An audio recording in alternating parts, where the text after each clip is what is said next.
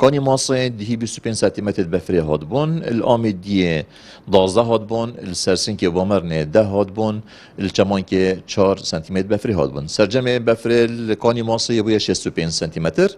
الآمدية يبويا 16 سنتيمتر ويدي دو سرسنكو بامرنه هر ده بدها وچمانكي جي هر 4 سنتيمتر الباران السنتري دوكي يبويا 204.7 مليم الزاخو 143 مليم